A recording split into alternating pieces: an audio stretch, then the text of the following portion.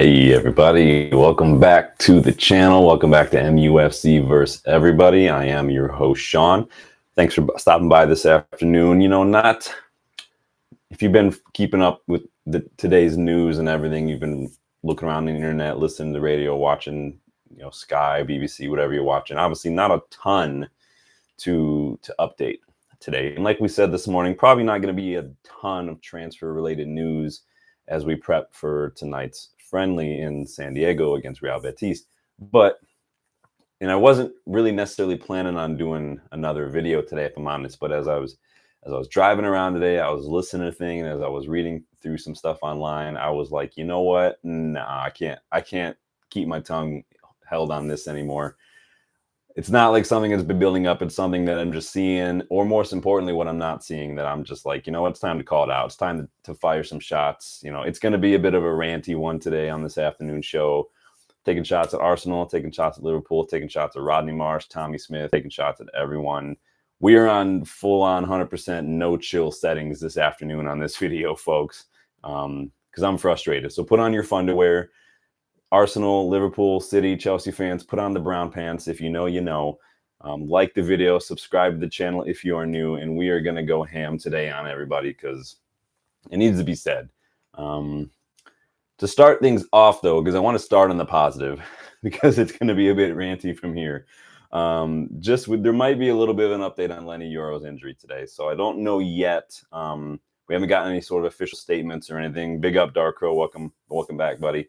Don't have any official statements from the club as far as Lenny Yoro's injury concerned, but we've got a little bit of a report here, a little claim statement from Neil Custis. He has claimed, it's a pretty big claim. He's claiming that Yoro has a metatarsal injury and will miss the first 3 matches of the season. So if that's true, if that's what's going on, and if all goes well with recovery and everything, because we saw the photos this morning of him on crutches with the boot, but he was kind of moving on his own. He was getting into the bus on his own, so I thought that was a positive. But if all this goes well, if these rumors are true, then that's about mid-September-ish for Yoro's return. That's around the Southampton match. So also made a comment or a statement on Hojlund's knock. He says Hojlund's injury is thought to be a slight pull that can just keep him out of the tour's second game against Real Betis rather than a long-term problem. So, again, no official statement from the club. Obviously, it's just coming from one journalist, Neil Custis with The Sun. So we'll see, but it doesn't sound like it's as bad as initially feared. Hojlund's doesn't sound like it's too bad at all either. And obviously, Amad Diallo led the press conference this morning, so hopefully that means he's not a big knock that he sustained either against Arsenal. So could be some good news, but now it's time for rants. So you've been fair warned. If you want to stick around, strap in. If you don't want to listen to me go angry, then you might want to take it out. But Darko, would you blame anyone for Yoro's injury? No, not everything. I know human beings, we like to have a reason. We like to be able to point the finger sometimes and have a reason for why. It's football. It's going to happen. You don't always just, anything happens. You go in for a 50-50 challenge and one person comes out injured and the other person doesn't. It's no one's fault. It's part of the sport. You're going to pick up injuries now and then. If you've been following the channel, I picked up an injury late May, Memorial Day. No contact, no great story. I was literally just walking backwards and stepped on a big crack while I was just warming up to play footy and rolled my ankle. No one touched me, no one played, wasn't even running, and just tore a ligament in my foot. Could not walk for a couple of weeks, really. Couldn't do any videos because I couldn't get up on the stairs. It's just happens sometimes. And especially if you're playing any competitive match, it is what it is. But I don't blame anybody in particular. These things do happen. So Macmillan, how many Man United shirt wardrobe changes do you do in a day? It depends on how many videos I do in a day. This one happened to be on the top of the pile because I was cleaning up in here earlier, which meant, and my jersey's kind of a little disheveled, so I pulled them all out and kind of put them all back in, and this one just happened to be on top. The one I was wearing earlier ended up being on the bottom, so this one happened to be on top. But this is one of those, this is from 1819, I think this was. This is one where I initially saw it, did not like it, but then when you see it with the number on the back, I fell in love. We're going to jump on in today. Hit the like button, subscribe if you haven't yet. So we're going to start today with like I said yesterday, the gets they keep on getting, right? These are the Arsenal fans. Arsenal fans will literally believe, retweet, and repeat anything that doesn't make them look like the absolute idiots that they are. So if you've been looking around online earlier, this Arsenal fan account on Twitter, AC Stuff, big following, right? Basically retweeted a post from some random Nigerian Twitter user with a few thousand followers that claimed Man United's we offered Cheeto Obi Martin double the wages Arsenal were offering, and that's why he chose us over Arsenal's contract. That's why he didn't want to renew a contract with Arsenal, only because we were going to pay him more. No mention anywhere on AC Stuff regarding Fabrizio Romano's remarks about how Ruud van Nistelrooy was influential in that, how he was convinced of our project, of his pathway to the first team. None of that was mentioned at all from the actual legitimate source, but some rando Twitter account that made it look like Arsenal came out in positive. That's the one that this AC Stuff account wanted to retweet, right? And as a result, this random Nigerian account jumped from like 2K followers to like 9K followers over the course of the day. So I guess if you want more followers, just tweet some absolute horseshit and it'll happen, right? If you tweet it, they will come.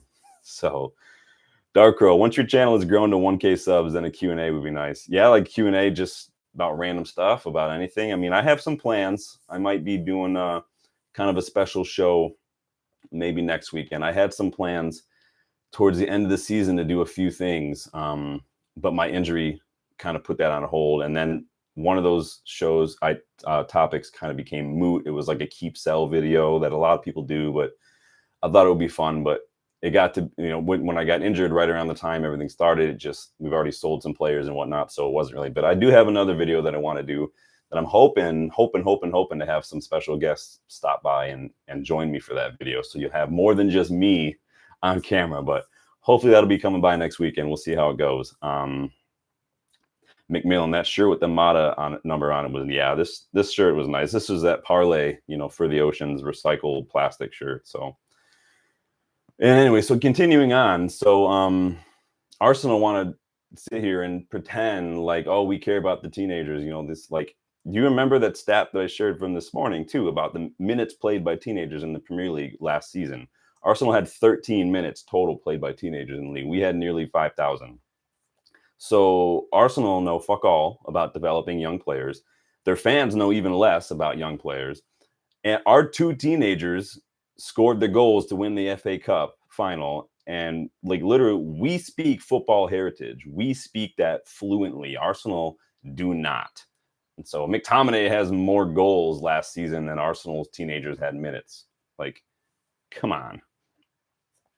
Dark Crow, 30K per week for a 16-year-old must be tempting. Yeah, 30K per week is the quote coming from that random Nigerian account that had like a couple thousand followers as of this morning. That AC Stuff, that's the one out of all the tweets and all the news about this move for Obi Martin. That's the one that this big Arsenal account wanted to repost. So don't believe everything that gets retweeted. Unless I retweet it, then you can take that to the bank. So that was Arsenal's garbage this morning. So then I'm running errands earlier, driving around, listening to Sirius XM FC. That's pretty much the only thing I listen to when I'm in the car is Sirius XM FC, right? And what do I hear? None other than these biased, agenda-based, no context, zero research pundits wanking for Man City, having a pity party for Jack Grealish after they lost their friendly against Barcelona's academy last night. They're going on and on and on about how City's friendlies against Barcelona's youth team, it was such a good match to watch. And you can guess if you've listened to Sirius XMFC who's saying this. It's Rodney Marsh, ex-City player. They're going on and on. I thought it was such a good match. I thought it was a good match. And then, like, and this is what Rodney Marsh does, man. He and Tommy Smith, man, they're getting to be up to like ESPN FC, like Stevie Nicol, Craig Burley levels with some of the agenda. I had to pull over and call in, which I do a lot. If you've been following me for a long time, you know that I probably call into that show probably once a week to pull up Rodney on his bullshit. And this is what they do. They talk absolute bollocks. Zero remarks about City losing to a bunch of teenagers, even with Hojlund, Gvardiol, Grealish, Calvin Phillips in the starting 11. Zero remarks about City losing all their friendlies so far.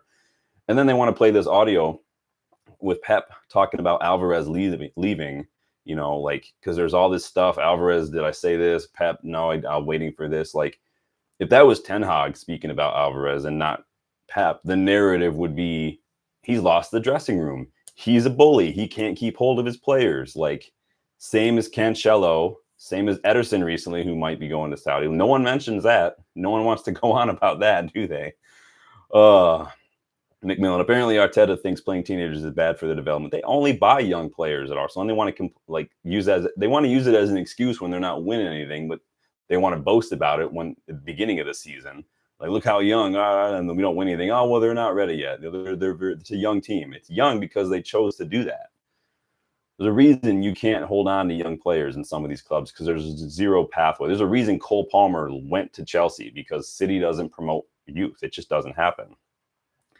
Danny B, big up, man. What do you miss? Oh, you missed a little bit of a Lenny Yoro, Rasmus Hojlund injury update because, obviously we haven't had an official statement from the club, but Neil Custis is claiming that Yoro has had metatarsal injury and he'll miss the first 3 matches of the season, probably around mid-September. Hojlund's is just a pull, nothing serious, but he probably won't play tonight. And then you missed a little bit of a rant about Arsenal and some bullshit there, so feel free to go check through that. Now we're on City and me calling in and yelling at Tommy Smith and Rodney Marsh on Sirius XM today because they talk absolute bollocks, so they have nothing but agenda and bias. And it's embarrassing. Like, a little attempt to hide it would be nice every now and then.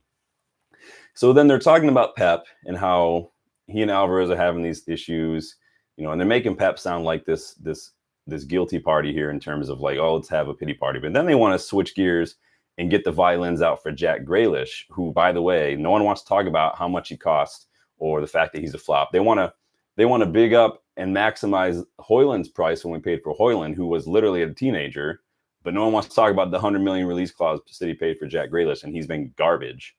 And it's all just, oh, he's going through all this stuff off the pitch, and it's so hard. Do me a favor. Come on. I literally called in last season, Sirius XM, when the two of them were going on. They were going in on Ten Hag and Rashford for Rashford's struggles off the pitch, his performances, and it was all Ten Hag's fault, and Rashford should know better. What's he doing? I called in. Rodney Marsh literally asked me if I thought Ten Hag was the one that made Rashford fall out of love for the game at that point. For fuck's sake.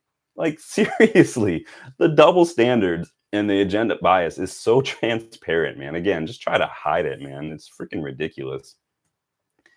But although I did see today, though, if you've been watching and looking around online, that City have been fined £2 million for 22 breaches of rules relating to delayed kickoffs over a 2-season period. So this is due to them coming out late to start a match and coming out late from halftime. 22 different occasions. So they've been fined $2 million for that. Like I said before, the precedent is being set as far as City's charges are concerned. Everton, Forest, City should be worried, in my opinion. Now, I know there are a lot of people who are a bit pessimistic and say they're going to get away with it. They're going to get away with it. I'm not so sure. We haven't seen the league, the FA, anybody come down as hard on some of the teams as they have after the City charges have been laid. They're setting a precedent, in my opinion. Because if you look at what's happened to Everton, some of the things that Everton and Forest have been done for, very similar, and they've been punished. If City have 115 charges, and if you go on the Swedish Ramble on Twitter, there's a long detailed thread last month or the month before, pretty much laying out all the City's charges. If City are guilty of even a couple of those, even a handful of those, they're screwed. But you know what? That's the most anyone has talked about City in a year, so I'm going to move on. Katie says, yes, hated, adored, never ignored, right? So moving on to Chelsea and those asshats and that complete double standard bullshit regarding Enzo Fernandez and his racist chant after winning the Copa America with Argentina. He apologizes, pledges to donate to charity, and Chelsea made a comment on it, but they haven't done anything. There's nothing else is going to be done. That's it, right? If you remember Edinson Cavani, when he was here, he got banned for 3 matches for using a term of endearment in his native country on, I think it was like Instagram or something. Now, I'm not going to pretend to be an expert in linguistics and that culture, but obviously all the stuff came out like this is a term of endearment. This is normal. I'm not saying like it can't be misinterpreted because clearly it was interpreted a certain way. But let's not compare what I literally saw Liverpool fans at the time trying to compare what Cavani did to what Luis Suarez said to Evra, and now trying to the same thing like Enzo Fernandez. Not the same thing at all. Anyone who tells you that is either full of shit or a rival fan or has no idea what they're talking about. What I like about this situation is, though, I did see Mark Goldbridge from United Stand post about this earlier too. I'm very happy about that. He's obviously, his channel is very big. He's a super popular guy. He'll have a lot of people talking about that and hearing that. So I'm just glad that it's out there. They need to be, fans need to boo him out the stadium. I think that they should. I mean, we saw what's his face? Who's the French Zuma? How many times does Zuma get booed every time he touched the ball last season after that incident with the cat? I mean, it is what it is. But Chelsea have really made sure to get a lot of training photos with Fernandez and hanging out with Fofana and Gusto, right? They made sure to get some comments from Fofana as well. Fofana's out here claiming, oh, he didn't understand when he was singing it. He didn't know what he was saying. What an absolute crock of shit. What an absolute joke of a club. Like, just zero shame whatsoever. They just don't care. Katie says, yes, I remember the Cavani story went overboard. I think it did went overboard. Obviously, I have no skin in the game, literally, so I'm not going to say too much. I just think, like you're saying, Katie, it was taken overboard, in my opinion. But that's done and dusted. It's the consistency thing and just the complete just shamelessness that Chelsea are putting out there right now. Oh, and Liverpool fans, did you think you were getting off the hook today? You're not getting off the hook. Put on your brown pants, Scousers, because it's getting real. There's an old saying from Dr. Arthur Burns, and I brought this up with several people throughout my life many times. And the saying, you might be familiar with it: better to be silent and be thought a fool than to speak and remove all doubt. I wish a lot more people would hold to that. One person I wish would hold to that is Jermaine Pennant. He should really have looked up that saying, because he's out here spouting all sorts of nonsense today. Speaking, I forget who it was, some betting website or something, right? He made some comments in this little interview about Liverpool appointing Arne Slot. He expressed worry that Arne Slot would be the next Ten Hag and find the jump from the Eredivisie to the Premier League too difficult to manage, and that he would struggle. Yeah, 3 finals and 2 trophies in his first 2 years. Yeah, I'd be afraid if he was going to be the next Ten Hag too. Who would want to do that? Who would want to be in 3 finals, get 3rd place, and get 2 trophies in their first 2 years in a new club and a new league? Who would want that? Like, Liverpool fans, have a chat with your boy Pennant, because he is out here talking all sorts of nonsense.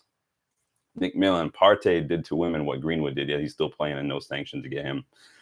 Scouse tears. Should I take a shot of Scouse tears? Let me take a Scouse tears. Always cry alone. Don't forget this guy. What flavor is this? Is bitter. This is salty. It's a good flavor.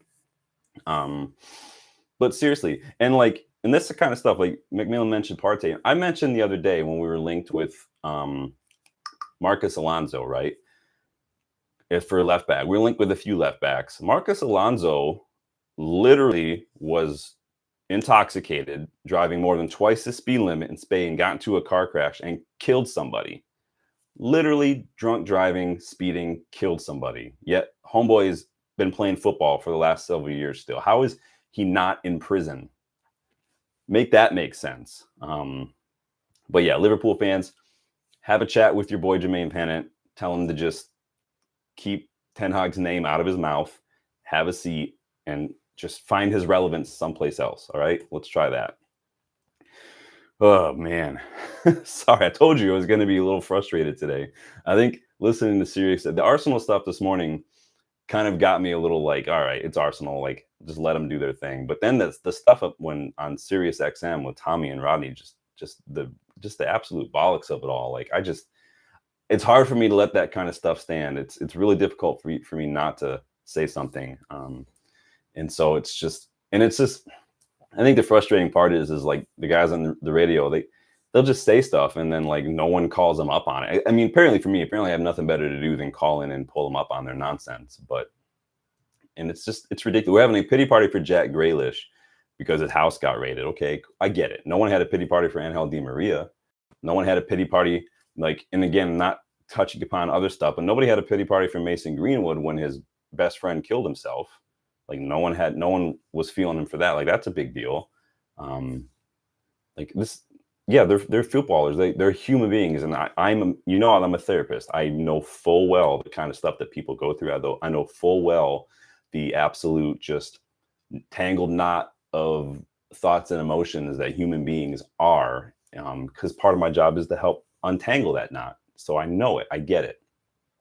But it's again, the whole point today is the double standard, the bias, the agendas, and you've literally seen it throughout this whole preseason tour. We lose our match to Rosenborg, literally the first match, 1-0 in the dying minutes, and the pitchforks and the torches are out. Everybody's coming for us, right? It's the headlines are Ten Hag loses first preseason friendly of this is a precursor.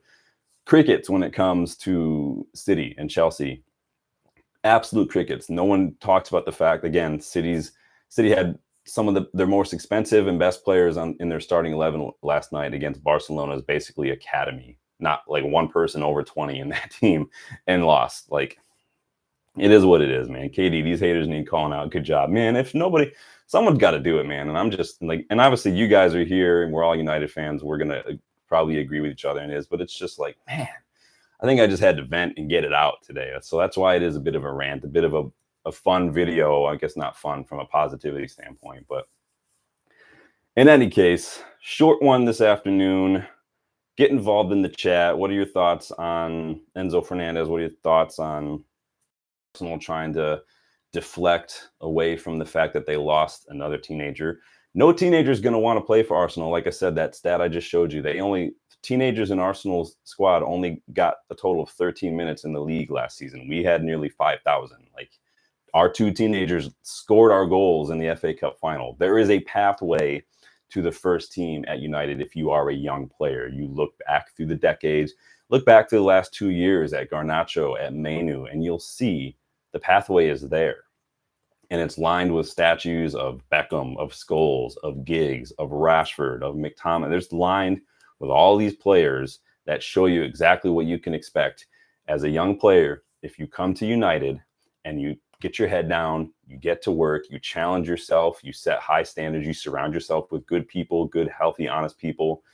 You can achieve great things. But getting to United is when the real work starts. Getting to United is where the eighth, fifth, bottling second, like no trophies. That's where that starts. Like, that's just what it is. So, and Danny BS says even Brandon Williams got a chance. I thought Brandon Williams actually looked decent, but then he just kind of fell off a little bit. So he actually looked decent in that debut season, I thought. Very physical. I liked how physical he was. Just didn't really quite work out for him. And again, like I said the other day, not every academy grad, not every teenager is going to go work out. It just is what it is. But, we've seen a lot of these academy players get sold in the last couple of years. Your Iqbals, your Shortires, your Chongs, your Mengies. A lot of these players are no longer here. Doesn't mean they're bad. They're just maybe not the level that we need. It takes a Garnacho, it takes a Cubby Mainu to get to that level. And so we'll see how it goes. I like what we're looking at with these young players. Apparently, Obi Martin is very, very good. I haven't watched a ton of them. Danny, I did not forget about those two players from that you mentioned earlier. I'm going to go take those, give those guys a look a little later on. But let's see what we got here in the chat. Yeah, get involved, guys. Let me know your thoughts on the rants. McMillan, Arsenal going to celebrate their second place trophy. Arsenal, literally, I always say you can't spell Arsenal without Ars. Arsenal's only trophy is the We Beat United at Home trophy that they want to get made up every single year. Like, that's just what it is. Liverpool are still clinging to their 7-0 in Ten Hag's first season, even though we literally won a trophy that season and finished above them in the league. So it's hilarious. The guy that hosts trivia is a massive Liverpool fan. And after the FA Cup final, I wore one of my United jerseys to trivia that night and just smile at him the whole night. Because you have to just take, that's what banter is. That's what tribalism is. That's what football is. You have to take advantage of that. So it is what it is. Danny B, big contract too soon. Who are you talking about? For Williams? Yeah, I'm not a fan of giving young players a ton of money right away. I think that's a lot. That's like giving an 8-year-old the keys to a car or something, or giving like a 5-year-old a cell phone. Like, I think you need to really, I don't think any player who's not a certain age should have just unlimited access to their money. I think it should be mandatory is like legal in the legal system to be like, you need to, like, why do we license people to drive and vote and drink and all this stuff, but when it comes to handling hundreds of thousands of pounds every week, we just want to be like, here you go, you're good. So I think United, and I think every club should have a referral list of trusted financial advisors that they can kind of refer their young players to, especially because even like their parents, right, and their family who's with them are probably not financial experts as well. And so I think it could be a big help to be able to do that personally, but that's just me. KD, our academy is second to none. Saw that Spurs had 0 minutes for teenagers last season. Maybe Wilcox need to have a gander there. Might spot a frustrated him. Yeah, I have no problem sniping and poaching these young players. We've been doing it for several years. You know, Garnacho isn't. We didn't sign Garnacho when he was like 8. We signed him when he was like 15 or 16 from Atletico's academy. Came here and look where he is now. And I mean, that's literally the only sell you need for these young players. Like, look at Garnacho. Look at Kobe Mainu. Look at what Collier is doing right now. Look, Amas, Shea Lacey, a lot of these guys are starting to come through. And now we've got Obi Martin and Lucille for Crystal Palace. That looks like that's going to get wrapped up. And not only are they just young players who were like, oh, we'll take them. No, they're good young players. Like we're identifying very good talent. And I'm really liking what I'm seeing. McMillan, Ineos are not like Murtaugh, Woodward, and Arnold, who gave out stupid wages. Lori Whitwell said that Ineos walked away from youngsters who want, and I think you should walk away from people who demand wages. Like Anthony probably wouldn't have happened had Ineos been in like that summer instead of the people that we had. We probably would have maybe gotten someone like Kim Min-jae instead of Johnny Evans had Ineos been in charge. Who knows? But I think that could have been a very real possibility. Katie, you're right on money management for those kids. Happens to athletes too. And I think and again, I'm not going to try to make this a stereotypical comment about where people grow up and what they come from. When you come from some of the areas of the world that a lot of these young, very talented players come from, and yes, a lot of them don't come from wealth, and there's nothing wrong with that. It's just a fact. You can't be expected then to just know how to manage that wealth. And it's not just footballers, it's professional athletes all over the place, celebrities. A lot of these people, when they become successful, or even just like successful like social media influencers and whatnot, when you blow up on like TikTok or something, they get into all sorts of trouble because they have no idea, because they're not even at a mature enough age to really know what they're dealing with. Like 15, 16, 17, especially as a young man, you're still developing, not only just physically, but just mentally, emotionally, neurochemically. Puberty is crazy. This is why when you're a teenager, when you're going through puberty, like you get all these crazy mood swings, because when you're at that age, the parts of your brain that feel things and the parts of your brain that comprehend what you're feeling, they don't develop at the same rate. So you could be feeling all this stuff and have no idea how to process it because that part of your brain just isn't there yet. That's normal. That's just how brains work when you're a young person in the world. So adding like money and the pressure of big clubs and all that stuff to that, and like relocating and pressure from outside. I mean, there's a reason a lot of these footballers get done for gambling, because they're surrounding themselves with just dumb people who only want money for themselves, and they're using these players, whether that's a Tonali or a Tony or Sturridge or whoever, to get money. They're leeches, they're parasites. So this is why it's so important to surround yourself with good people who have your best interest in mind, and not just people who are your hype team, not just people who are just yes men, not just family and friends, like trusted people, which is why I bring up the financial advisor stuff. This is why clubs need to be doing a little bit more for their players, especially the young players. I think having some sort of individually focused player liaison could be a big help. But that's pretty much all for me today. Not a whole lot of updates as far as transfers are concerned. Small potential update regarding Lenny Yoro and Rasmus Hojlund's injury from Neil Custis. Again, no official statement from the club, so I'm just letting you know what's been put out there. I'm not saying take it to the bank, but you never know what's going to happen. Darkrow wants to know if there's any criticism for me from Ineos. For what? I need context, my guy. Or my friend. Sorry, you might be a girl. Criticism from Ineos for what exactly? Just anything? I mean, I guess they haven't been here long enough, right? I mean, so far in the transfer window, we've seen good things. I think that they're handling the stadium thing pretty well. I think they've done a really good job at rebuilding the recruitment structure. Um, I don't know. You give me a specific if you're looking for a specific answer. It's hard to give criticism when they haven't been here very long. So we'll see. I mean, you can criticize individual decisions, and I think a lot of people, when their big criticism would have been like, why were you so silent on the Ten Hag thing? And I think that I wouldn't criticize that because I don't think that clubs just need to bend to every single whim of public opinion. That when the public just wants to know information, like they're not, we're fans, yes, but we're not entitled to every single piece of information that we want to know. That's just not the way the world works.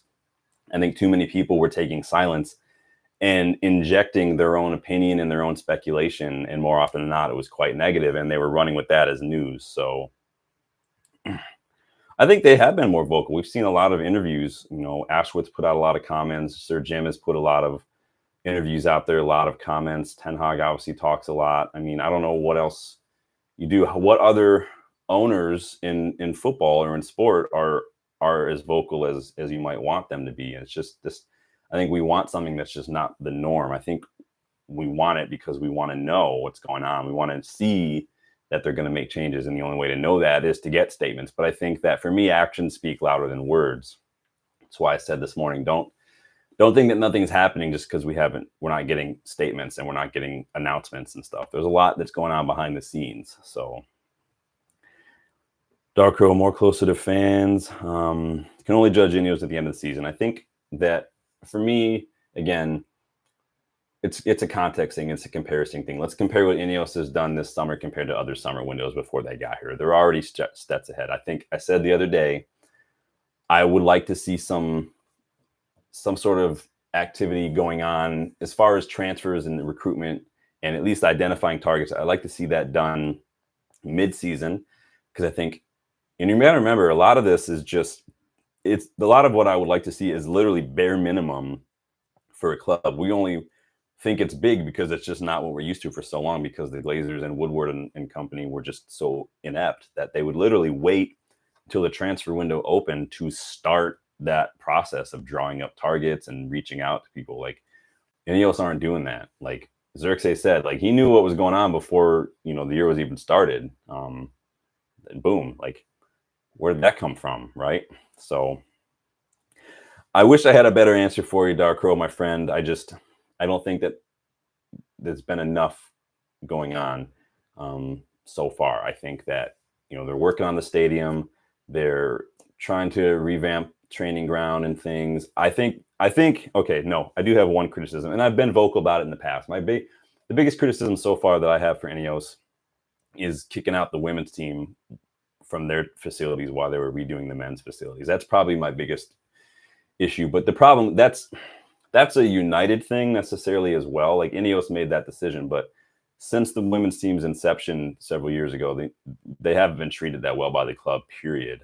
There's those statements that came out the other week from an agent, a women's player agent, said that they feel like they're, you know, below the academy in many ways when it comes to the way they're treated. So that would be probably like my only criticism so far is the way they've kicked out the women's team from their facilities. But McMillan says, already Ashworth has written to fans. Sir Jim had a meeting interacting with fans. Glazers literally only showed up when there's photo ops or when there was some sort of a cup final. So we can see what they're all about. They care more about cricket. They care more about the Bucks, the Tampa Bay Buccaneers. Like, they're making their money, and they didn't do anything to earn it. They didn't even come together to do it. Their dad did, and they just kind of inherited it. So it is what it is, right?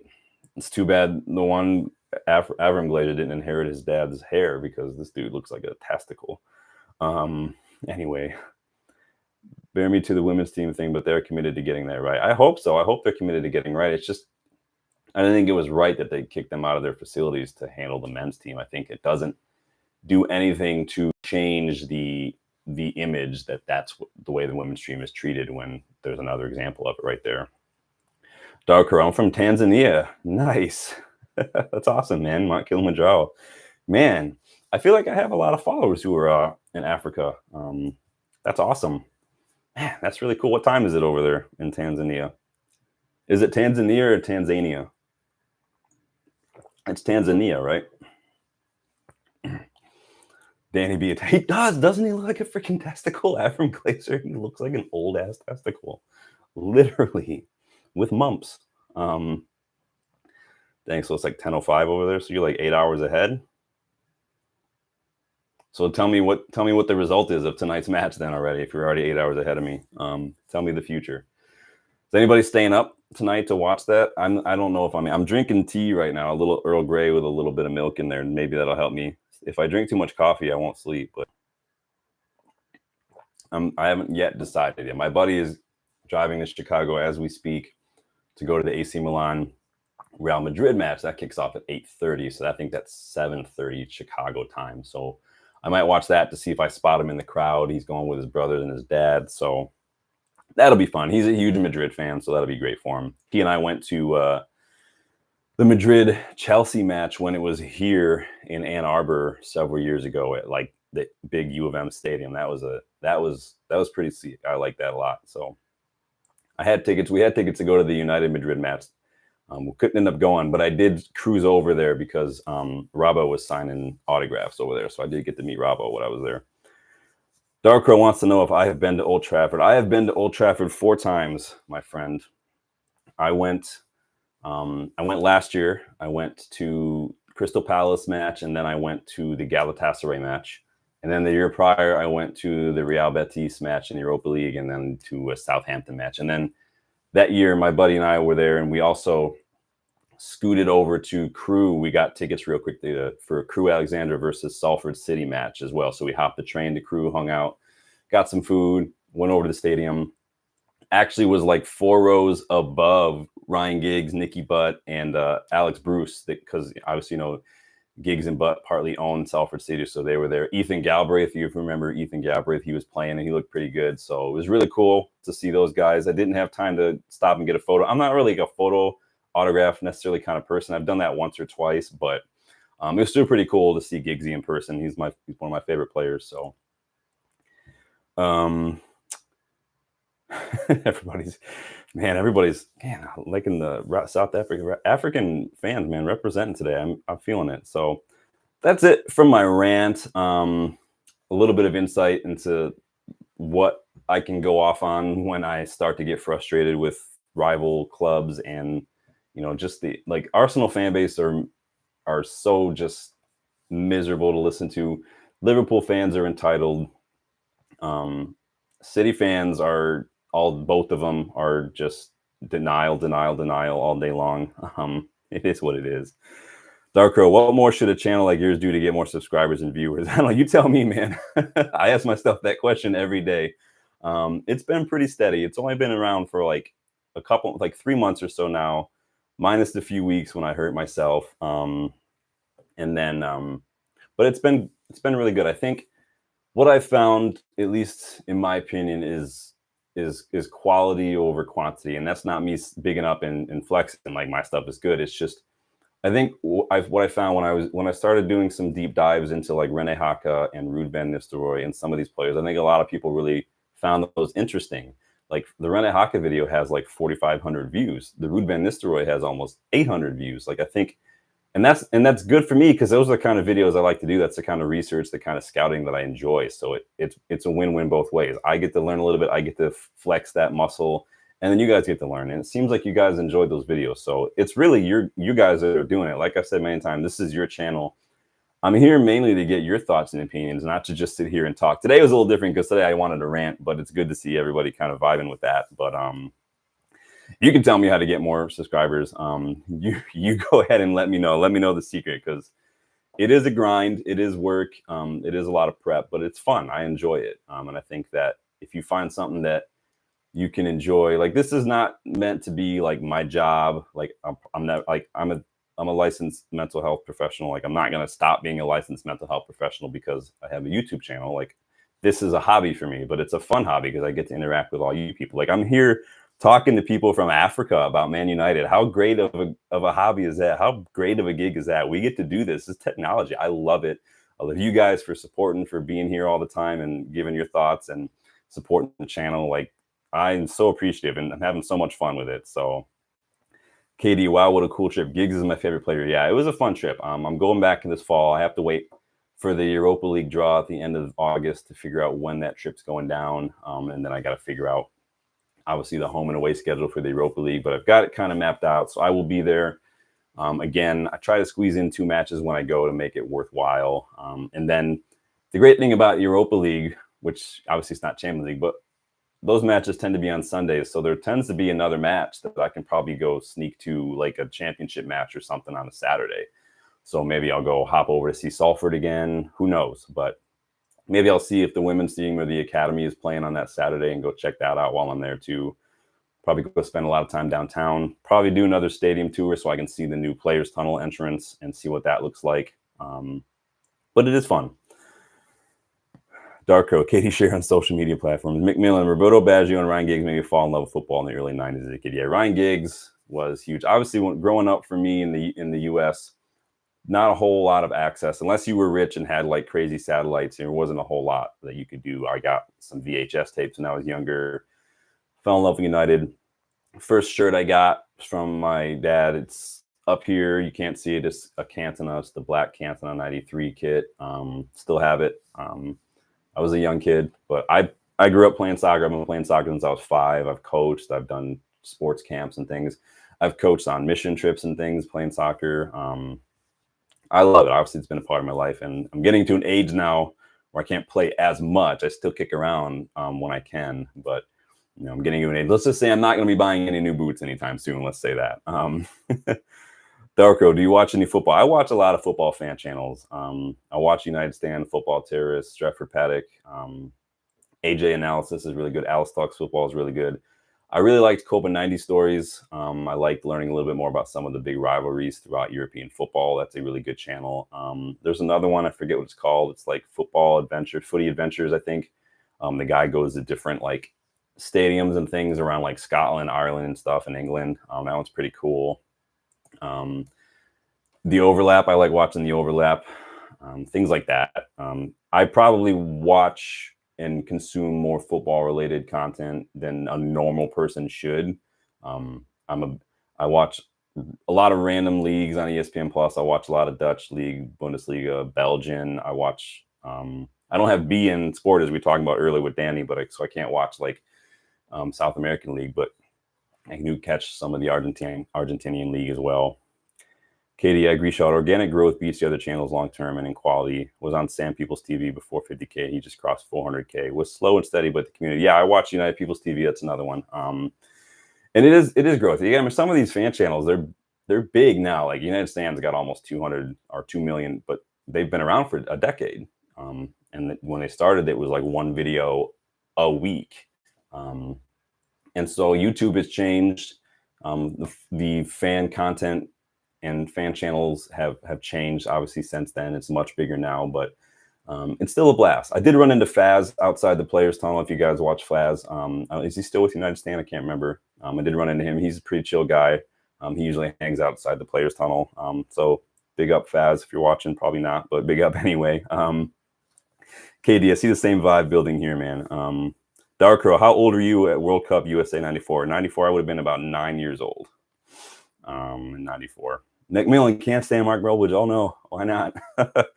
Oh no, there's not. I mean, it's a big channel. I don't always agree with everything Mark says. I don't always agree with everything anybody says. But I mean, you can't fault the guy for doing it, for growing the channel, for being successful at what he's doing, and he gets to do a lot of things that had YouTube. If YouTube wasn't a thing, he probably wouldn't. I mean, he gets to go to Old Trafford and coach these charity matches on a regular basis. He's got a staff, they're traveling, they're doing all, I mean, that's the dream, right? I mean, that's awesome. I would love to just be able to do something footy related the rest of my life. That'd be great. But Muppeteers, I do watch Muppeteers now. There's just so many. It's hard to watch them all in a day. I've got, like I said, I've got my job, my business, my wife and I own our practice. So we have a lot of that kind of stuff as well, administrative stuff, payroll, all that kind of stuff as well. So it's busy, it keeps us busy. Plus I try to have another outside life too. I enjoy a lot of outdoors activities. I love kayaking. I love fishing. play disc golf, if you guys know what disc golf is. So, Dark Hero, are you planning to become a full-time content creator in the future?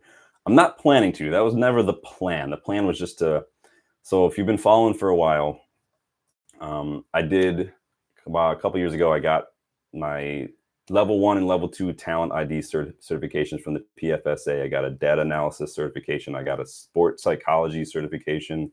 I have a master's in psychology. So I wanted to grow in the sports aspect of it. I really like scouting. I really like looking at young players, young coaches, and all that stuff. And then I started a website a long time ago, just scouting reports for no reason other than just because I enjoy doing it.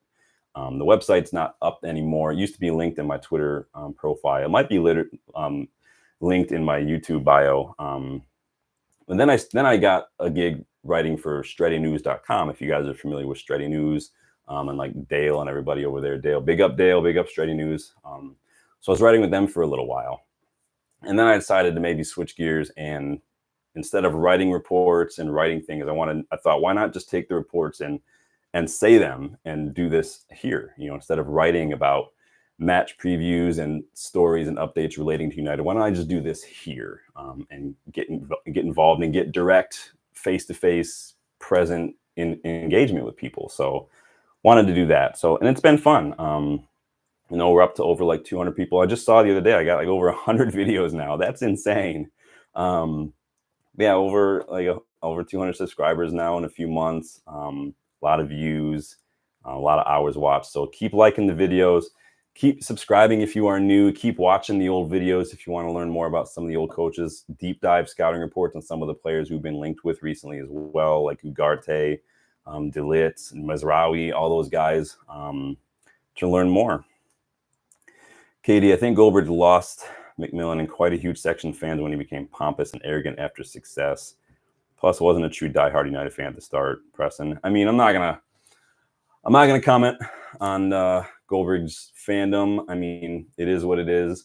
A lot of people will call him out for being a Forest fan because that's where he grew up. Remember, David Beckham grew up in like a Spurs household. His grandparents were big Spurs fans and whatnot, and so like his parents are big United fans. But it's not always about like what your parents, what your grandparents are into and whatnot. It is what it is.